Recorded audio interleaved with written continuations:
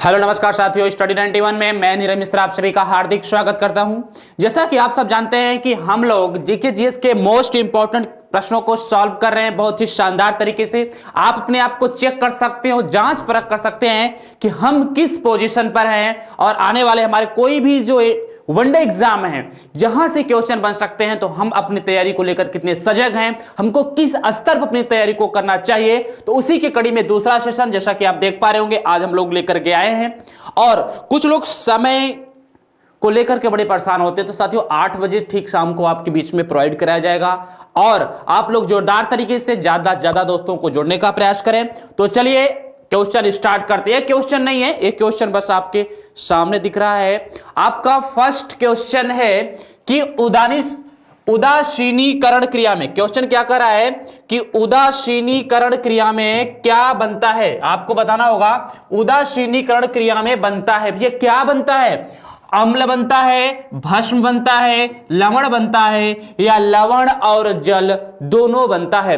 तो आपको पता होगा कि जब एसिड और बेस, क्या है, एसिड और बेस आपस में रिएक्शन करते हैं तो क्या बनता है? साल्ट बनता है और क्या बनता है?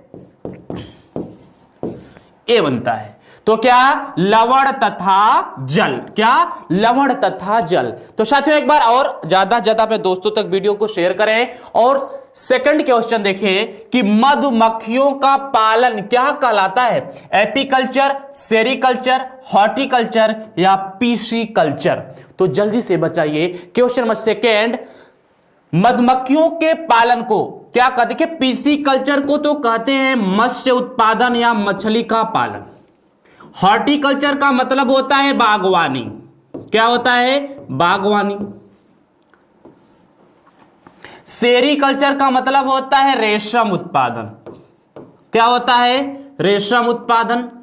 और एपीकल्चर का मतलब होता है मधुमक्खी पालन। बहुत ही शानदार लाजवाब तरीके से आप सभी लोग जवाब दे रहे हैं, बहुत सही, अच्छा है आप लोग। और जो लोग सही जवाब नहीं दे पा रहे हैं तो अपना प्रिपरेशन को आगे बढ़ाइए, अपने आप को चेक करते रहिए। चलिए नेक्स्ट क्वेश्चन, पृथ्वी का पलायन वेग कितना है? कितना शानदार क्वेश्चन है, पृथ्वी का पलायन वेग। अच्छा, पलायन वेग क्या होता है? आप लोगों ने पढ़ा होगा फिजिक्स में। पलायन वेग का मतलब होता है अगर किसी को उस वेग से फेंक दिया जाए तो दोबारा पृथ्वी पर लौटेगा नहीं, यानी जो गुरुत्वाकर्षण की शक्ति से मुक्त हो जाए, इतनी गति हो कि गुरुत्वाकर्षण की शक्ति से मुक्त हो जाए, उस वेग को कहा जाता है पलायन वेग। 15 किलोमीटर पर सेकंड, 21.1 किलोमीटर पर सेकंड, 7 किलोमीटर पर सेकंड या 11.2 किलोमीटर पर सेकंड। तो पलायन वेग कितना होता है? 11.2 किलोमीटर पर सेकंड की रफ्तार से अगर किसी चीज को फेंक दिया जाए तो वह गुरुत्वाकर्षण शक्ति से मुक्त होकर क्या हो जाता है? बाहर चला जाता है, कभी भी लौट कर नहीं आता। चलिए नेक्स्ट क्वेश्चन, निम्नलिखित में से कौन सबसे अधिक प्रत्यास्थ है? इलेक्ट्रिसिटी से क्वेश्चन पूछा है कि सबसे ज्यादा प्रत्यास्थ कौन है, सबसे ज्यादा सहन करने की शक्ति किसमें है? रबड़, गीली मिट्टी, स्टील या प्लास्टिक? तो जल्दी से बताइए कि इसमें से सबसे ज्यादा प्रत्यास्थ क्या है? जल्दी से बताएंगे सभी लोग। बहुत ही शानदार सुपर डुपर क्वेश्चन आपके बीच में प्रोवाइड कराए जा रहे हैं। प्रत्येक दिन आप अपने आप को चेक करिए और उसी के हिसाब से अपनी पढ़ाई को आगे बढ़ाइए। चलिए देखिए, इसमें से सबसे ज्यादा प्रत्यास्थ, प्रत्यास्थ का मतलब सहन करने की शक्ति अगर किसी में है तो स्टील में है। चलिए नेक्स्ट क्वेश्चन, 5 नंबर क्वेश्चन है कि संपूर्ण विश्व में संचार का सबसे तेज और सस्ता साधन कौन सा है? कोरियर सेवा, फैक्स, ईमेल या स्लेन मेल? जल्दी से बताइए कि संपूर्ण विश्व में संचार का सबसे तेज और सस्ता साधन क्या है? तो क्या है? इलेक्ट्रॉनिक मेल यानी ईमेल। चलिए next question,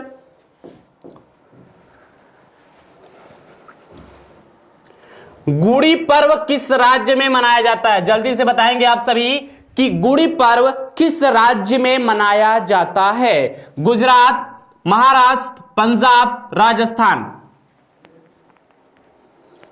please give me answer fast. बहुत सही साथियों, इसका सही जवाब है ऑप्शन बी, क्या? Maharashtra. Next question, question number 7 की ओर हम लोग चलते हैं। क्या है कि दक्षिण पश्चिम मानसून निम्नलिखित में से किस प्रदेश में सर्वप्रथम प्रवेश करता है?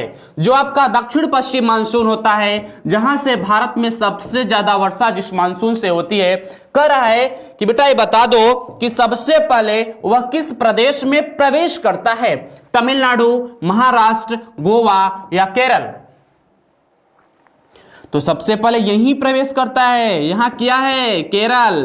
कब? जून के प्रथम सप्ताह में। अगर किसी भी प्रकार का विशेष जलवायु परिवर्तन नहीं होता है तो कब? जून के प्रथम सप्ताह में। कहां? केरल में सबसे पहले। भैया तमिलनाडु में तो कभी पहुंचता ही नहीं है। दक्षिण पश्चिम मानसून से तमिलनाडु में वर्षा नहीं होती है। तमिलनाडु इस छोर पर है। यहां वर्षा किस मानसून से होती है? लौटते हुए मानसून से या उत्तर पूर्व मानसून से। लौटते हुए मानसून से या उत्तर पूर्व मानसून से होती है। ठीक है, चलिए नेक्स्ट क्वेश्चन। वाह, क्वेश्चन पूछ रहा है कि रीजनल ज्योग्राफी के पितामह किसे कहा जाता है? क्षेत्रीय भूगोल का जनक कौन है? क्षेत्रीय भूगोल यानी रीजनल ज्योग्राफी का पिता निम्न में से किस भूगोलवेत्ता को कहा जाता है? Carl Ritter, H J. Huntington, Friedrich Ratzel या हम्बोल्ट? बताइए। क्वेश्चन नंबर 8 बहुत ही शानदार क्वेश्चन है।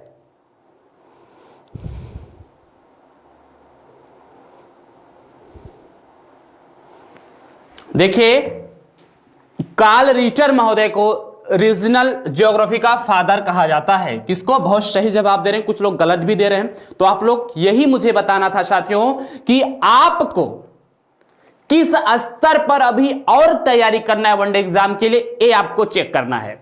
और इसीलिए बहुत ही इंपॉर्टेंट सेशन आपके बीच में प्रत्येक दिन शाम को 8 बजे प्रोवाइड कराया जा रहा है।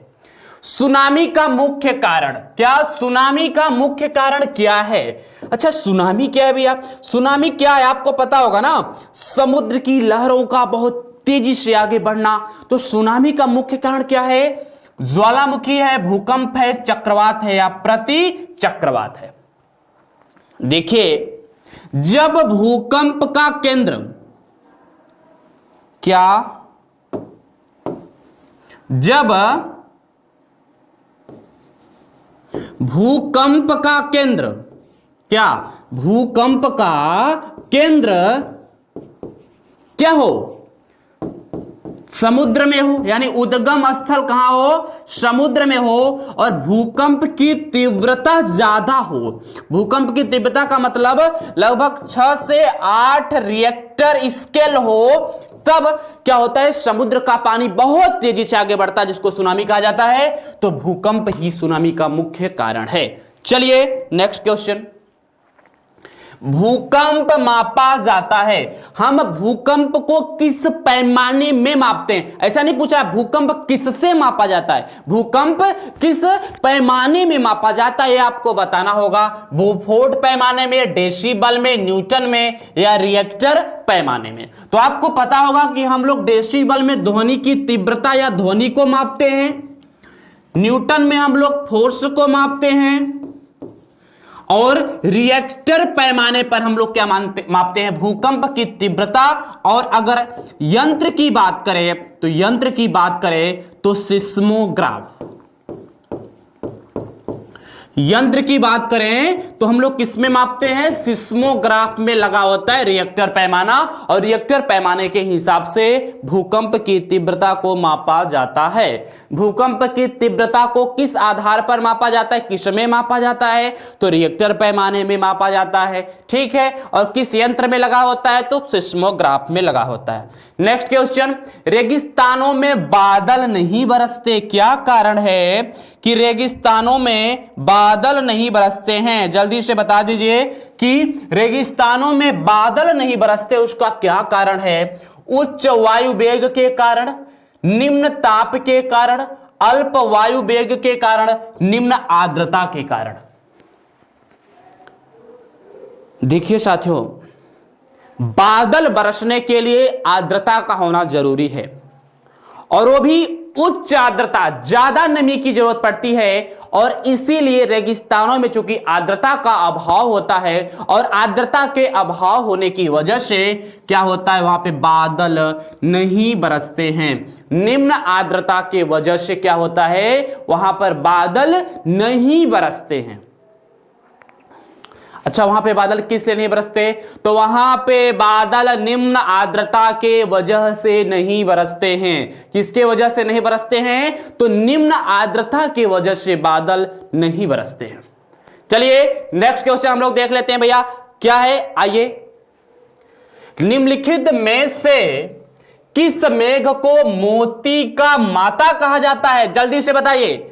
किस मेघ को मोती का माता कहा जाता है। क्वेश्चन नंबर 12 है आपका, बहुत ही शानदार क्वेश्चन, लाजवाब क्वेश्चन, जल्दी से बताइए।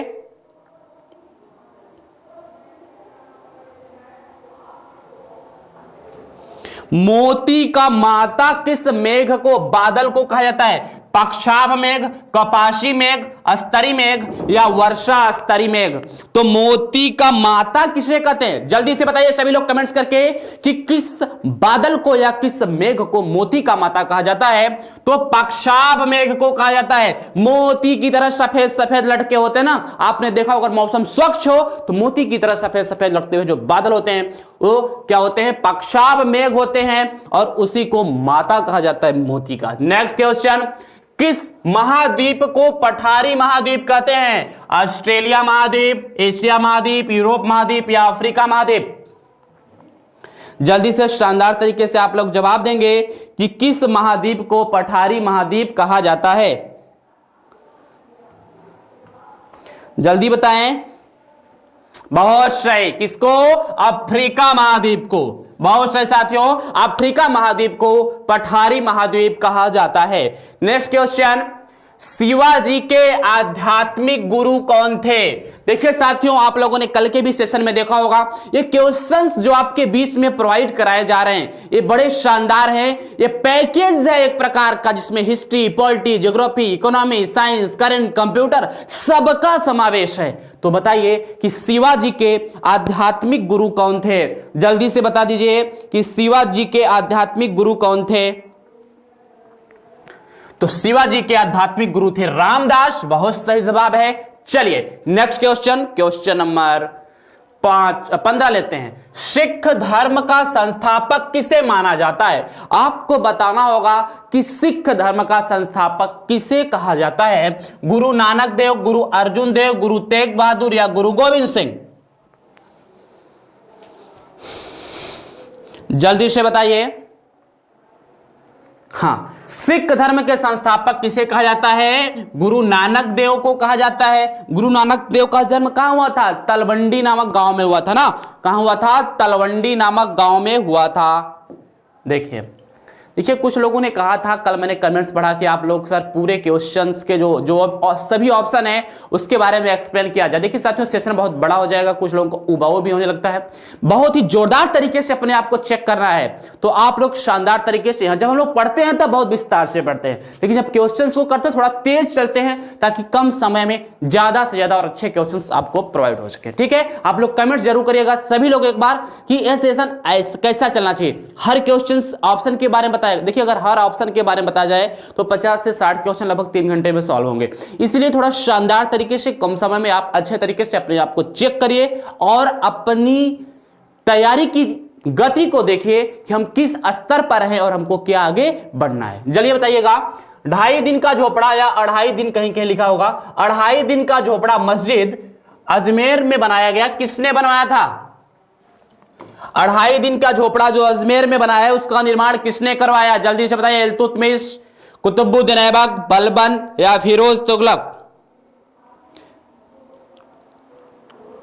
देखिए 2.5 दिन के झोपड़ा का निर्माण किसने करवाया, कुतुबुद्दीन ऐबक। और कुतुबुद्दीन ऐबक को ही दिल्ली सल्तनत का संस्थापक कहा जाता है और उन्होंने गुलाम वंश की नींव डाली थी। चलिए नेक्स्ट क्वेश्चन, क्वेश्चन नंबर 17 की ओर हम लोग मूव करेंगे।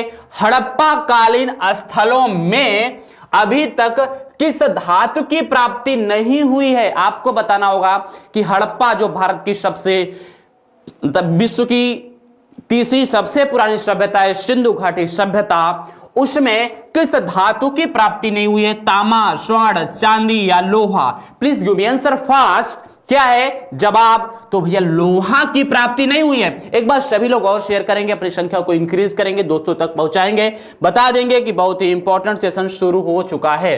देखिए, किस पशु के अवशेष सिंधु घाटी सभ्यता से प्राप्त नहीं हुए हैं? क्या? किस पशु के अवशेष सिंधु घाटी सभ्यता से प्राप्त नहीं हुए हैं? शेर, घोड़ा, गाय या हाथी? बताइए। ये सब हिस्ट्री के काफी अच्छे क्वेश्चन हैं। चलिए भैया, देखिए शेर का अवशेष अभी तक प्राप्त नहीं हुआ है। किसका? शेर का अवशेष प्राप्त नहीं हुआ है। चलिए नेक्स्ट क्वेश्चन हम लोग चलते हैं। ज्यादा से ज्यादा दोस्तों तक शेयर करते रहिए।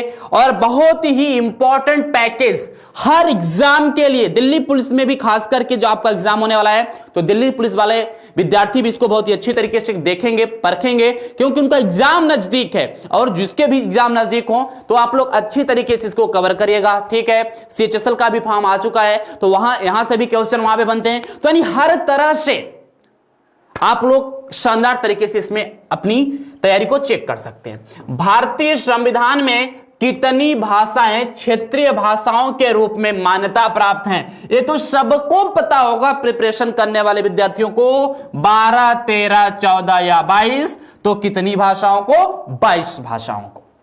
22 भाषाओं को क्षेत्रीय भाषाओं के रूप में मान्यता प्राप्त है। नेक्स्ट क्वेश्चन, बिरसा मुंडा का कार्य क्षेत्र पूछ रहा है। बिरसा मुंडा का कार्य क्षेत्र कौन था? चंपारण, रांची, बलिया या अलीपुर? तो जो जनजाति के सबसे बड़े नेता माने जाते हैं, ऐसा कह सकते हैं बिरसा मुंडा जी। और बिरसा मुंडा जी का कार्य क्षेत्र कहां था? उन्होंने सबसे अधिक मतलब अपना जो कार्य किया, जो कर्म भूमि कहा जाता है, वह क्या है? तो वह है रांची।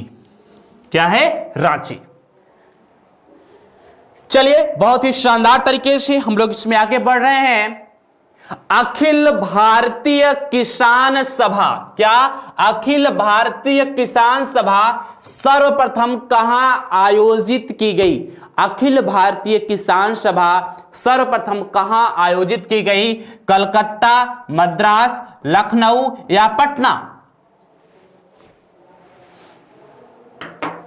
बताएं।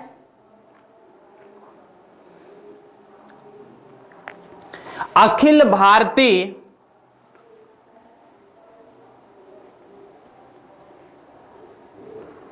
जल्दी से बताएं।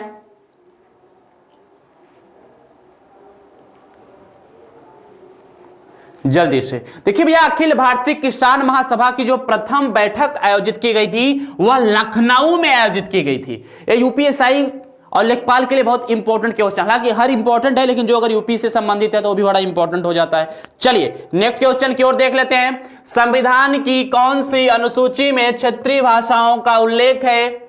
जल्दी से बताइए। 7वीं अनुसूची, 8वीं अनुसूची, 9वीं अनुसूची या 10वीं अनुसूची? जल्दी से और एक बार और कमेंट्स कर दीजिएगा सभी लोग कि वर्तमान समय में भारतीय संविधान में कुल कितनी अनुसूचियां हैं। ठीक है, तो देखिए भारतीय संविधान की 8वीं अनुसूची में क्षेत्रीय 22 भाषाओं का उल्लेख है। समय समय पर इसमें परिवर्तन होता गया और अब कुल कितनी भाषाएं हैं? 22 क्षेत्रीय भाषाएं हैं। बहुत सही। ठीक है, तो संविधान की कौन सी अनुसूची में क्षेत्रीय भाषाओं का उल्लेख है? तो 8वीं अनुसूची में। बहुत शानदार तरीके से आप सभी लोग जवाब दे रहे हैं और हम लोग इसमें बहुत ही शानदार तरीके से आगे भी बढ़ रहे हैं। चलिए नेक्स्ट क्वेश्चन देखते हैं।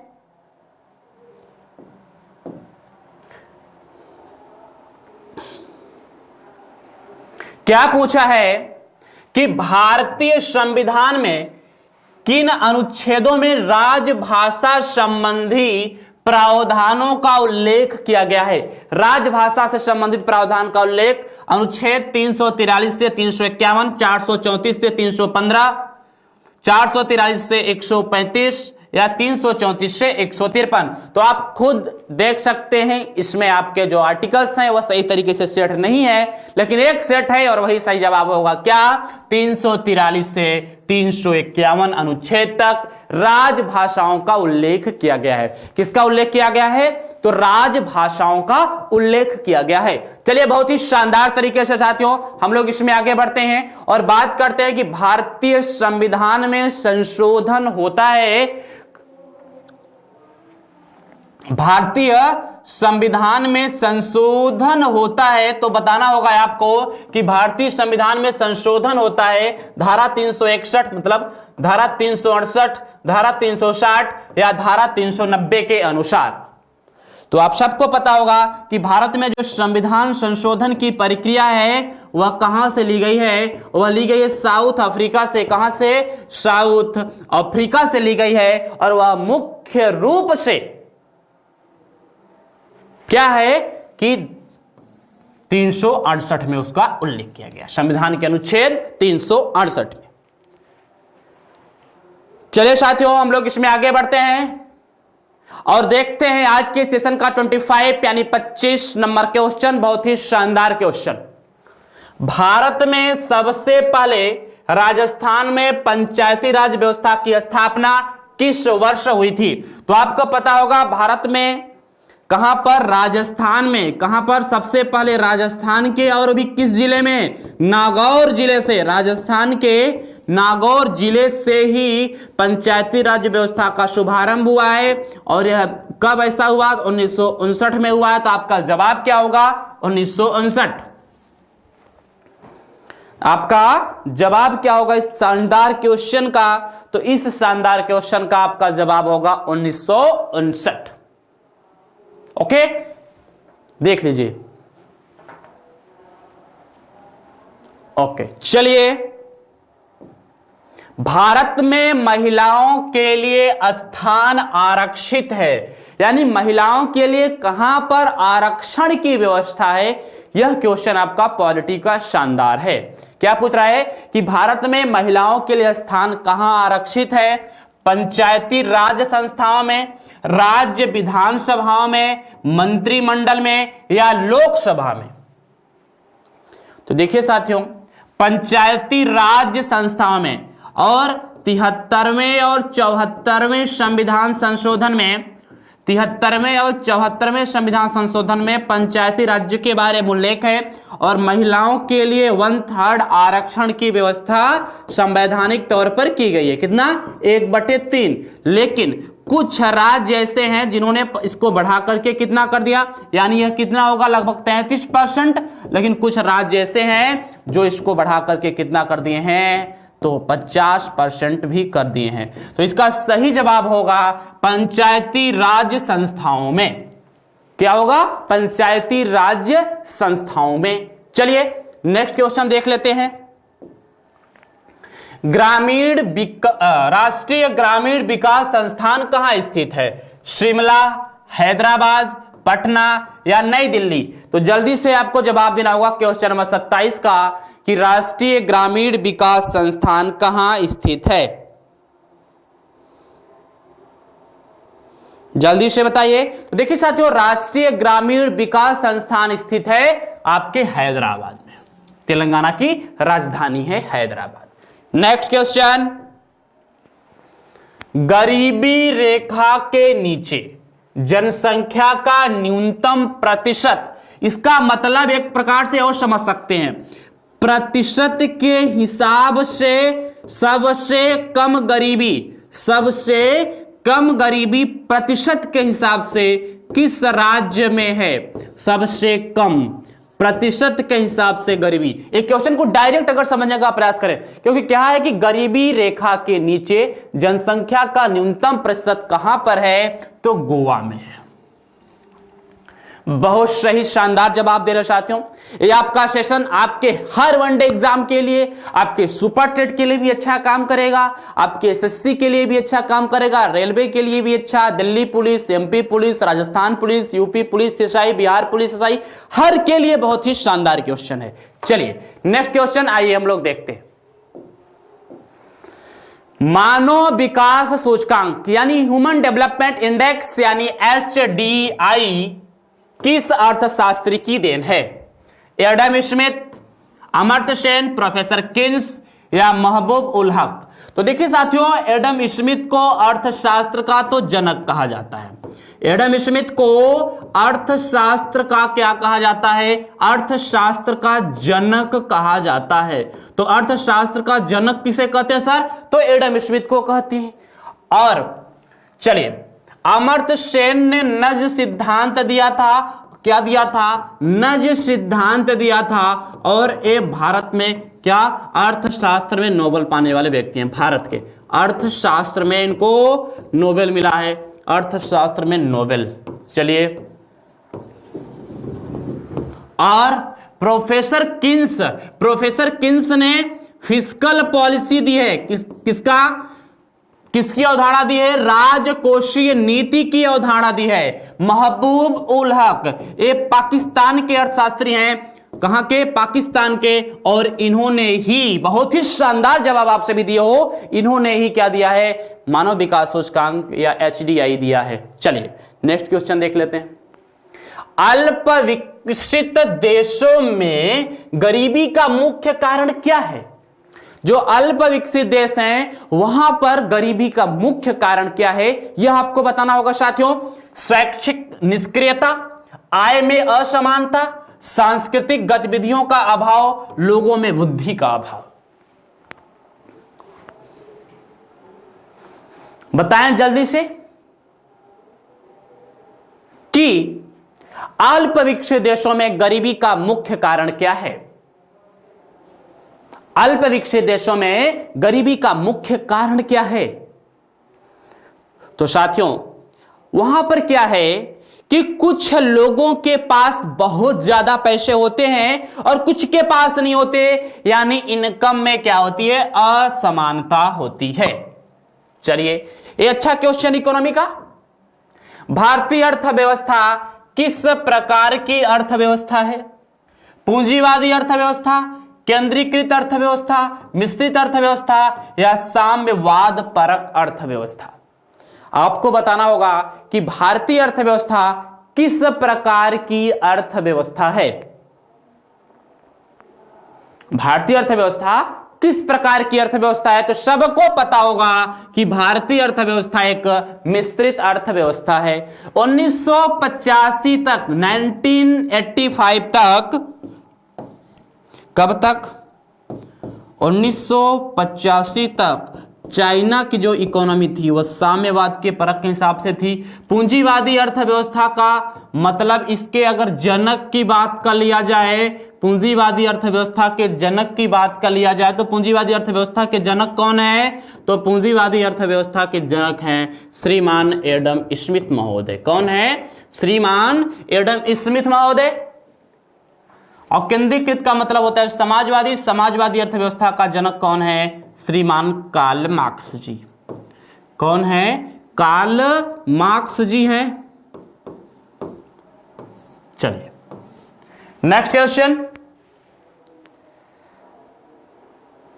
भारतीय अर्थव्यवस्था का कौन सा क्षेत्र सकल राष्ट्रीय उत्पाद में सबसे अधिक योगदान करता है? यानी आपके इकोनॉमिक में, जीडीपी में कह सकते हैं, या राष्ट्रीय आय में अर्थव्यवस्था का कौन सा क्षेत्र सबसे ज्यादा योगदान करता है? आपको बताना होगा प्राथमिक क्षेत्र, द्वितीयक क्षेत्र, तृतीयक क्षेत्र या सार्वजनिक क्षेत्र। जल्दी से बताइए।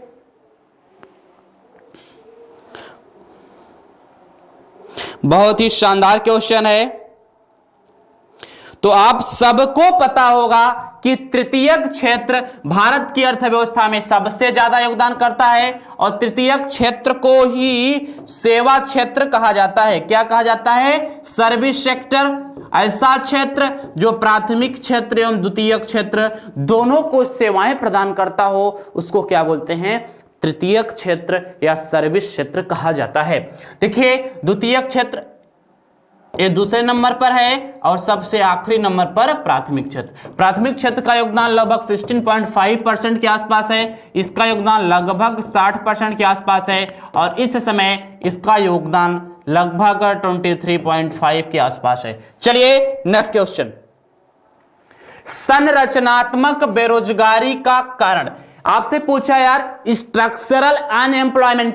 पहली बात तो ये क्लियर कर लीजिएगा क्योंकि ये आपका करंट का मुद्दा बन चुका है। 1 साल हो गए, हालांकि कुछ लोगों को नहीं पता है क्योंकि ऐसा ही क्वेश्चन कल मैंने डाला था तो सब लोगों ने NSSO दे रखा था। तो साथियों मैं आपको बता दूं कि भारत में बेरोजगारी और गरीबी की गणना पहले आपका नेशनल सैंपल सर्वे ऑर्गेनाइजेशन करता था, लेकिन अब कौन करता है? अब आपका गणना करता है NSO, नेशनल स्टैटिस्टिकल ऑफिस, यानी राष्ट्रीय सांख्यिकी कार्यालय। ये बड़ा इंपॉर्टेंट है। और इसका मतलब संरचनात्मक बेरोजगारी का कारण क्या है? अपर्याप्त उत्पादन क्षमता। क्या? अपर्याप्त, जिसके वजह से उत्पादन क्षमता लोगों के अंदर कम हो जाती है, मशीनों का प्रयोग करना पड़ जाता है और मशीनों के प्रयोग करने से बेरोजगारी की स्थिति भी उत्पन्न हो जाती है। चलिए नेक्स्ट क्वेश्चन, क्या कह रहा है कि निम्नलिखित में से कौन निःशुल्क ईमेल सेवा प्रदाता है? एक आपके कंप्यूटर का क्वेश्चन है कि इसमें से कौन निःशुल्क ईमेल सेवा प्रदाता है? जल्दी से बताइए। हॉटमेल, रेडिट मेल, याहू, ये सभी होगा भैया। क्या होगा? ये सभी ऐसे हैं जो निःशुल्क मेल प्रदान करते हैं, निःशुल्क मेल करने की सेवा प्रदान करते हैं। नेक्स्ट क्वेश्चन, क्वेश्चन नंबर 35, जल्दी से आप लोग बताएंगे। शानदार क्वेश्चन। क्या करा है? वेब पेज पर दिखने वाला ब्लैंक है को क्लिक किया जाए तो उससे दूसरा डॉक्यूमेंट खुलता है। एंकर, हाइपरलिंक, हेडिंग या यूआरएल। यूआरएल से तो पहला खुलेगा, हाइपरलिंक होता है जिससे दूसरा डॉक्यूमेंट खुल जाता है। वेब पेज पर दिखने वाली हाइपरलिंक को क्लिक किया जाए तो उससे दूसरा डॉक्यूमेंट खुल जाता है। दूसरा डॉक्यूमेंट अगर आपको वेब पेज पर खुलना है तो आपको कौन सा लिंक को क्लिक करना होगा? हाइपरलिंक को। कौन से लिंक को? हाइपरलिंक को। बहुत सही साथियों। चलिए नेक्स्ट क्वेश्चन की ओर हम लोग मूव करते हैं।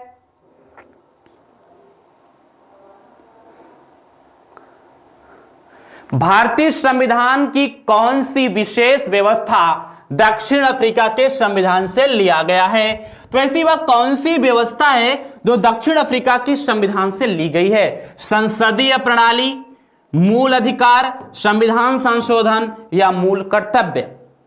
तो बताएं जल्दी से, सुपरफास्ट तरीके से आप लोग बताएंगे कि भारतीय संविधान की कौन सी विशेष व्यवस्था है जो आपके दक्षिण अफ्रीका के संविधान से ली गई है? तो संविधान संशोधन प्रक्रिया, संविधान संशोधन प्रक्रिया ली गई है। ठीक है, यह भारतीय संविधान के कौन से आर्टिकल में है? तो भारतीय संविधान का आर्टिकल 368। रही बात संसदीय प्रणाली की, तो यह कहां से ली गई है? इंग्लैंड से या यूनाइटेड किंगडम से ली गई है। कहां से ली गई है? यूनाइटेड किंगडम से। मूल अधिकार कहां से लिया गया है? तो मूल अधिकार लिया गया यूएसए के संविधान से। मूल कर्तव्य की बात करें तो यह रूस या सोवियत संघ से लिया गया है।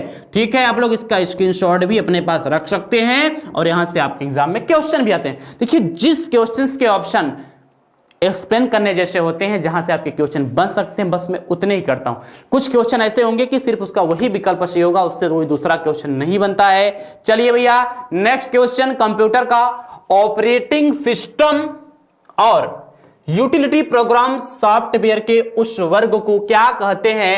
Application software, sequential software, software sweets या सिस्टम सॉफ्टवेयर। ऑपरेटिंग सिस्टम और यूटिलिटी प्रोग्राम को संचालित करने वाला क्या कहलाता है भैया? तो उसको कहा जाता है सिस्टम सॉफ्टवेयर। जो आपके सिस्टम का सॉफ्टवेयर होता है उसी को ऑपरेटिंग सिस्टम या यूटिलिटी प्रोग्राम सॉफ्टवेयर के नाम से जाना जाता है।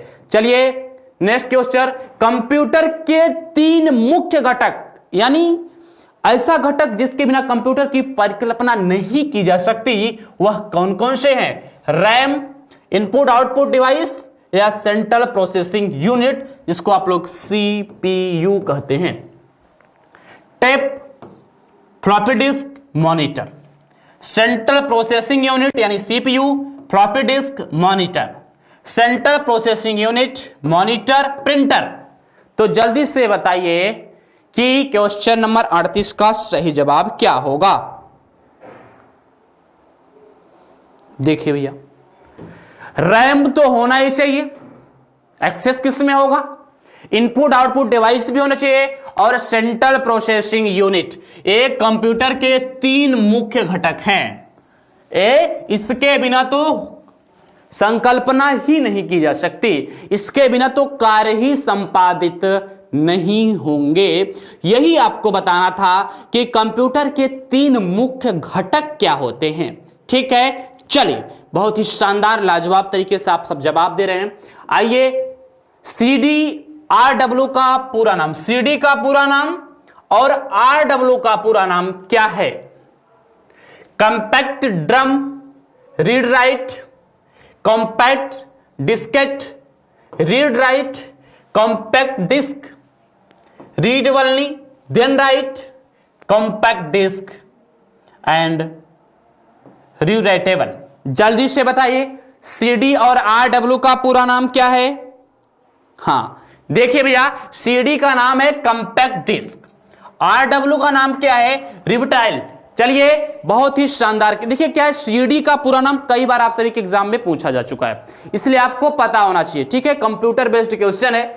अब हम लोग चलेंगे नेक्स्ट क्वेश्चन में। अपने फोटो का पैक्स नहीं फैक्स होगा, अपने फोटो का फैक्स भेजने के लिए क्या जरूरत है? अगर आपको अपने फोटो का फैक्स भेजना है तो किसकी किसकी जरूरत पड़ेगी? टेलीफोन लाइन की, प्रिंटर की, कंप्यूटर की। टेलीफोन लाइन, स्कैनर, कंप्यूटर और मॉडेम की।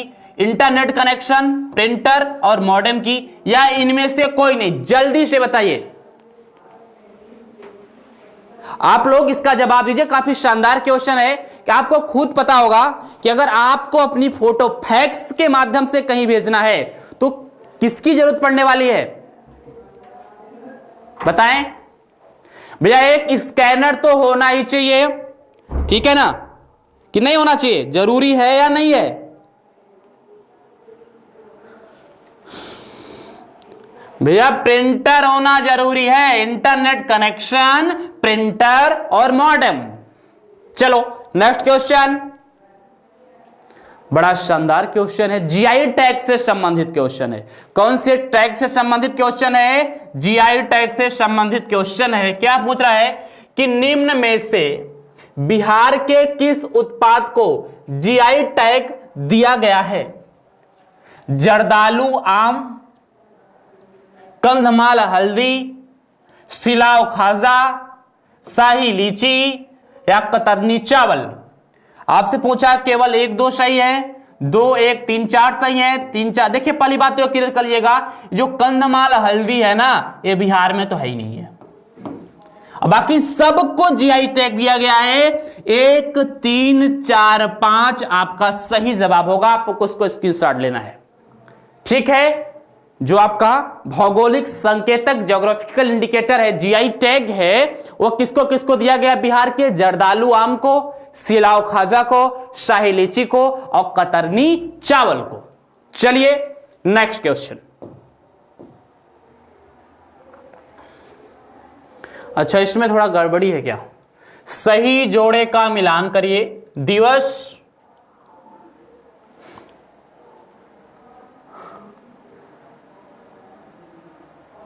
8 अक्टूबर, यहां ऐसे कर देते हैं।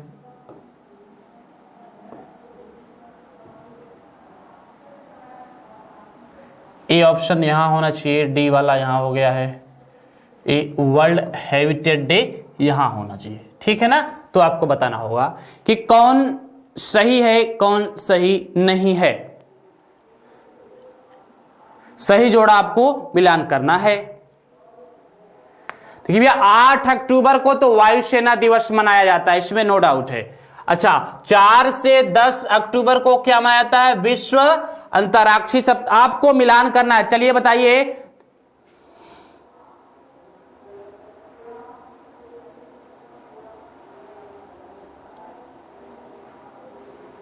देखिए इसका जो पहला विकल्प है वह तो बिल्कुल सही है। क्या? पहला विकल्प बिल्कुल सही है। आइए हम लोग थोड़ा इसको विस्तार से, थोड़ा इस क्वेश्चन में गड़बड़ी मुझे समझ में आ रही है इसलिए मैं इस पर बहुत एक्सप्लेन नहीं कर पाऊंगा, आपको यहां से विस्तार में दिखा देते हैं। देखिए वर्ल्ड हैबिटेट डे 5 अक्टूबर को मनाया जाता है। 5 अक्टूबर या first Monday of October, Monday अक्टूबर के प्रथम सोमवार को वर्ल्ड हैबिटेट डे मनाया जाता है। याद रखिएगा 5 अक्टूबर को विश्व शिक्षक दिवस भी मनाया जाता है। 5 अक्टूबर को। अब भारत में 5 सितंबर को मनाया जाता है। 2020 विश्व पर्यावरण दिवस की theme housing for all a better urban था, अर्बन फ्यूचर, जो रहने के लिए उपयुक्त जगह के रूप में पहले से ही कहीं ज्यादा महत्वपूर्ण हो गई है। नेक्स्ट क्या है इसमें कि यह दिन दुनिया भर में हमारे कस्बों और शहरों की स्थिति पर प्रकाश डालने और सभी के लिए पर्याप्त आश्रय के लिए बुनियादी अधिकार को चिन्हित करने के लिए मनाया जाता है। ये हो गया पहला वाला। विश्व वायुसेना दिवस 8 अक्टूबर को मनाया जाता है। विश्व नहीं होगा भैया, भारतीय वायुसेना दिवस 8 अक्टूबर 2020 को अपनी 88वां वर्षगांठ मनाया और विश्व अंतरिक्ष सप्ताह दिवस 4 से 10 अक्टूबर को मनाया जाता है। चलिए यह क्वेश्चन आइए, वर्ल्ड हैप्पीनेस रिपोर्ट 2019 में भारत की रैंकिंग कितनी है?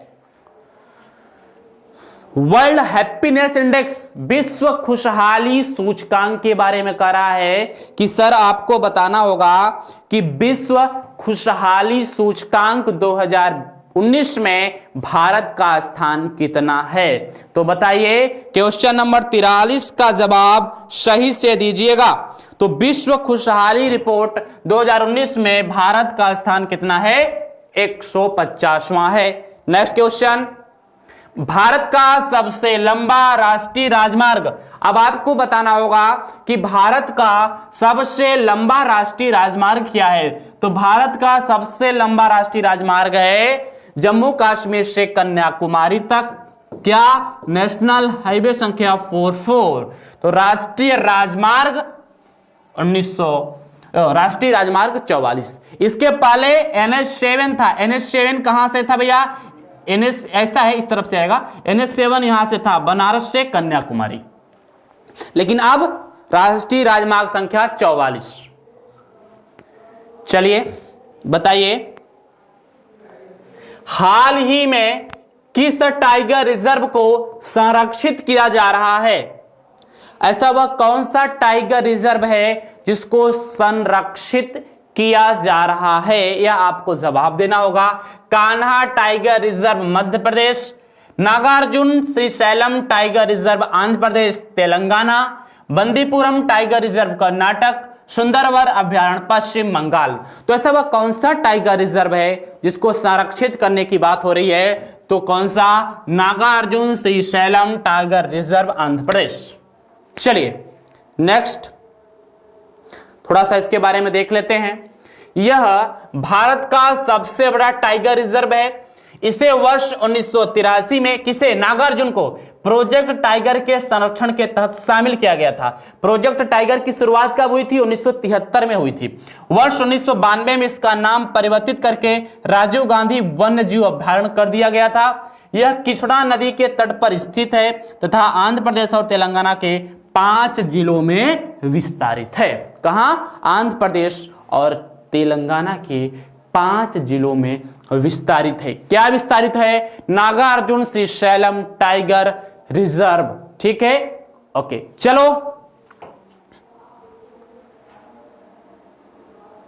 और थोड़ा सा इसमें देख लेते हैं। यह विभिन्न प्रकार के जंगली जानवरों का निवास स्थान है। यहां बंगाल टाइगर के अलावा तेंदुआ, चित्तीदार बिल्ली, पेंगोलिन, मगरमच्छ, इंडियन रॉक पाइथन और पक्षियों की असंख्य किस्में पाई जाती हैं। नेक्स्ट क्वेश्चन, हाल ही में अमिताभ घोष का निधन हो गया, उनका संबंध किससे था? आपको बताना होगा अमिताभ घोष का संबंध किससे था? पूर्व राज्यपाल, RBI के पूर्व गवर्नर, पूर्व मुख्यमंत्री या यूनिवर्सिटी के प्रोफेसर थे? जल्दी से जवाब दीजिएगा सभी लोग, बहुत ही शानदार क्वेश्चन है, क्योंकि निधन वाले भी क्वेश्चन आप सभी के एग्जाम में आते हैं आपको परेशान करने के लिए।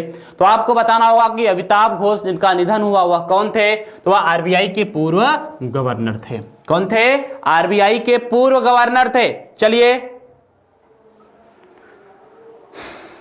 जल्दी से बताइए कि किस राज्य में सी प्लेन सेवा की शुरुआत हुई? जल्दी से बताइए, सी प्लेन सेवा की शुरुआत, आइए देख लेते हैं कि सी प्लेन सेवा की शुरुआत किस राज्य में हुई है।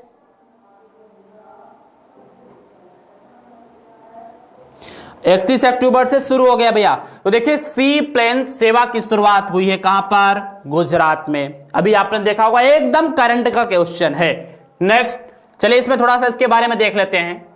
राष्ट्रीय एकता दिवस, अच्छा राष्ट्रीय एकता दिवस कब मनाया जाता है? तो सरदार पटेल जी के जन्मदिन पर मनाया जाता है। कब होता है? 31 अक्टूबर को इसकी शुरुआत हो गई। गुजरात में पर्यटन को बढ़ावा देने के लिए साबरमती रिवर फ्रंट और केवड़िया कॉलोनी के बीच सी प्लेन सेवा की शुरुआत होगी। देखिए बड़ा शानदार क्वेश्चन आपके भविष्य में बनने वाला है कि सी प्लेन सेवा की शुरुआत कहां कहां से हुई? तो साबरमती रिवर फ्रंट से लेकर केवड़िया कॉलोनी के बीच। प्रधानमंत्री केवड़िया स्थित स्टैच्यू ऑफ यूनिटी तक सी प्लेन का सफर तय करेंगे। क्या? स्टैच्यू ऑफ यूनिटी का है केवड़िया में। अहमदाबाद के रिवर फ्रंट और स्टैच्यू ऑफ यूनिटी के बीच समुद्री विमान की गति 170 किलोमीटर प्रति घंटा की हो सकती है। कितनी की? सी प्लेन का मतलब समुद्री विमान ही होता है ना, 170 किलोमीटर प्रति घंटा की हो सकती है। चलिए नेक्स्ट क्वेश्चन। हाल ही में भारत का पहला खिलौना क्लस्टर कहां स्थापित किया जा रहा है? भारत का पहला खिलौना क्लस्टर कहां स्थापित किया जा रहा है, यह आपको बताना होगा। हाल ही में भारत का पहला खिलौना क्लस्टर कहां स्थापित किया जा रहा है? बिहार, राजस्थान, पंजाब, कर्नाटक। तो बताएं, जल्दी से बताएं। हाल ही में भारत का पहला खिलौना क्लस्टर कहां स्थापित किया जा रहा है? बहुत ही शानदार क्वेश्चन है। क्वेश्चन नंबर 48, थोड़ा आप लोग रुक करके बताएं, लेकिन जरूर बताएं कहां स्थापित किया जा रहा है? तो कर्नाटक में। भैया आने वाले क्वेश्चन जो है करंट के बड़े अच्छे अच्छे क्वेश्चन है, इसलिए सोचकर समझ बूझ करके आपको जवाब देना होगा। कर्नाटक में देखिए क्या है, कर्नाटक के मुख्यमंत्री बीएस येदियुरप्पा ने कहा कि कर्नाटक के कोप्पल में आने वाला भारत का पहला खिलौना निर्माण क्लस्टर है, जिसमें 5 साल में 40,000 रोजगार सृजित करने और 5,000 करोड़ रुपए के निवेश की संभावना है। कोप्पल में भारत का पहला टॉय मैन्युफैक्चरिंग क्लस्टर होगा। भारत में खिलौनों के लिए कर्नाटक तीसरा सबसे बड़ा बाजार है। ठीक है, और लगभग कितने का है? 159 मिलियन डॉलर, यानी राष्ट्रीय बाजार का लगभग 9.1% के आसपास है। चलिए नेक्स्ट क्वेश्चन आइए हम लोग देख लेते हैं। दुनिया बड़ा इंपॉर्टेंट क्वेश्चन है, ये बहुत ही शानदार और वेरी इंपॉर्टेंट क्वेश्चन है आपके एग्जाम के लिए कि दुनिया का सबसे बड़ा सोलर ट्री कहां स्थापित किया गया है? तो आपको बताना होगा कि दुनिया का सबसे बड़ा सोलर ट्री कहां स्थापित हुआ है? दिल्ली, पश्चिम बंगाल, मुंबई या सूरत?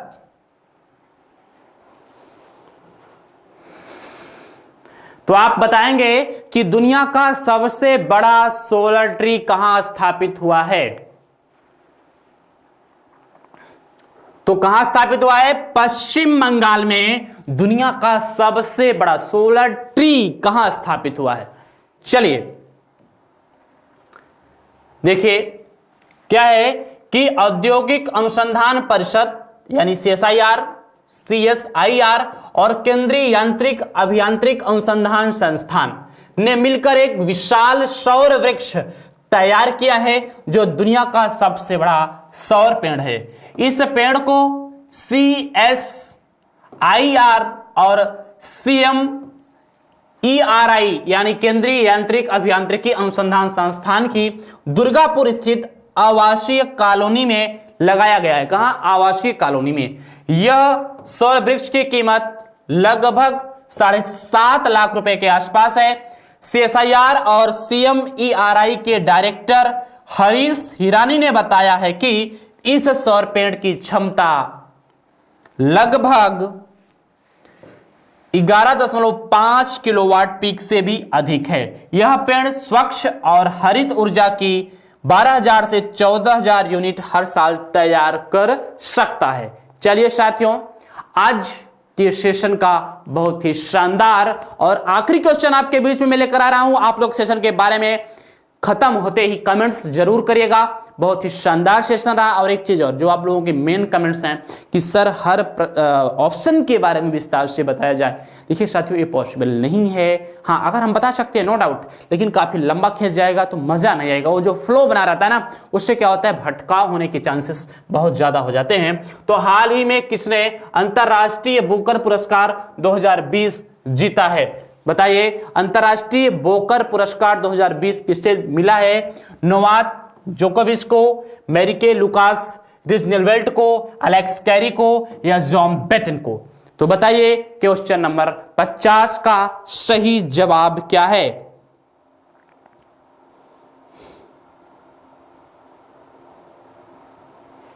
देखिए, बुकर पुरस्कार मिला है किसको 2020 का? मैरिके लुकास रिजनेवेल्ड को। किसको? मैरिके लुकास रिजनेवेल्ड को भारत का माफ कीजिएगा, जो अंतरराष्ट्रीय बुकर पुरस्कार 2020 का अवार्ड है उसको प्राप्त है। चलिए आइए थोड़ा इसके बारे में देख लेते हैं। डच लेखक कहां के हैं? डच लेखक मैरिके लुकास रिजनेवेल्ड ने अपने पहले उपन्यास द डिस्कम्फर्ट ऑफ यूनिंग के लिए अंतरराष्ट्रीय बुकर पुरस्कार 2020 जीता है। किसके लिए?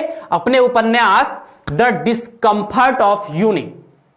इसके साथ ही रिजनेवेल्ड 29 साल की उम्र में पुरस्कार जीतने के लिए सबसे कम उम्र की लेखिका भी बन गई हैं। ये बड़ा इंपॉर्टेंट है, सबसे कम उम्र की लेखिका जिसने बुकर अंतरराष्ट्रीय पुरस्कार जीता हो।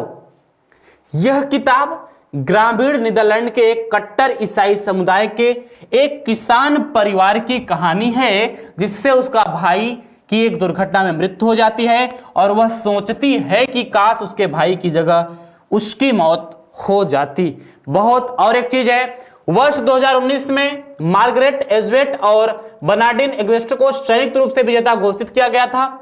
और 6 पुस्तकों में ब्रिटेनी भारतीय उपन्यासकार सलमान रश्दी का उपन्यास किंचोटे को भी शामिल किया गया था। यह पुरस्कार हर साल किसी भी भाषा के काल्पनिक कथा उपन्यास को दिया जाता है जिसका अनुवाद अंग्रेजी में हुआ है और प्रकाशन ब्रिटेन अथवा आयरलैंड में हुआ हो। इस पुरस्कार का उद्देश्य दुनिया भर में गुणवत्ता कथा साहित्य के प्रकाशन और पढ़ने को प्रोत्साहित करना है और अनुवादकों के काम को भी बढ़ावा देना है। तो साथियों, ये रहा आज का बहुत ही शानदार लाजवाब जीएस के इंपॉर्टेंट प्रश्न। आपने देखा होगा कि श्रृंखला में, इस पैकेज में history, polity, geography, economy, science, current, computer सबका समावेश है। यानी एक ही प्रोग्राम के अंदर आपको सारी चीजें प्रोवाइड हो रही हैं। तो उससे अच्छा कुछ नहीं साथियों। फिर इसी के साथ आज के सेशन को ही समाप्त करते हैं। फिर कल मिलते हैं शाम को 8 बजे। ठीक है, जरूर आप लोग तैयार रहिएगा अगले सेशन के लिए। Thank you, best of luck, जय हिंद।